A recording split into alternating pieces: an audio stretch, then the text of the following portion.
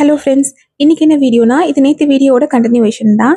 நேற்று வீடியோவில் பார்த்தீங்கன்னா, இந்த சத்துமாவு கஞ்சிக்கு வந்து எத்தனை பொருள் வந்து நான் சேர்த்துருக்கேன், அதை எப்படி வறுக்கணும் அப்படிங்கிறத வந்து நான் சொல்லியிருக்கேன். இன்றைக்கி வந்து இந்த மாவுலேருந்து இதை கஞ்சியாக எப்படி ப்ரிப்பேர் பண்ணலாங்கிறத வந்து பார்க்கலாம். நம்ம வறுத்த பொருள் எல்லாமே ஆறினதுக்கப்புறம் மிஷினில் கொடுத்து இது மாதிரி அரைச்சி வச்சுக்கலாம். அரைச்ச மாவையும் நம்ம நல்லா ஆற வச்சுட்டு அதை ஒரு டப்பாவில் எடுத்து வச்சுக்க வேண்டியது தான். இதுலேருந்து 1 டேபிள் ஸ்பூன் அளவுக்கு மாவு எடுத்துட்டு அதை 1 டம்ளர் தண்ணியில் வந்து கட்டி இல்லாமல் நல்லா கலந்துக்கணும். இது கலந்ததுக்கு அப்புறமா ஸ்டவ் ஆன் பண்ணி அடுப்பில் வச்சு நம்ம கொஞ்சம் நேரம் கலந்து விட்டோம்னா இது வந்து கொஞ்சம் திக்காகும். தண்ணியாக இருக்கிறது வந்து கொஞ்சம் திக்காகும். ரொம்ப கொதிச்சு வரணும்லாம் இல்லை, ஏன்னா இதில் சேர்த்த பொருள் எல்லாமே நம்ம வறுத்து தான் சேர்த்துருக்கோம். அதனால் லைட்டாக அது கொதி வந்தாலே போதும். இது வந்து இப்படியே இதில் கொஞ்சம் உப்பு சேர்த்து அப்படியே குடிக்கலாம் டயட்டில் இருக்கிறவங்கலாம்.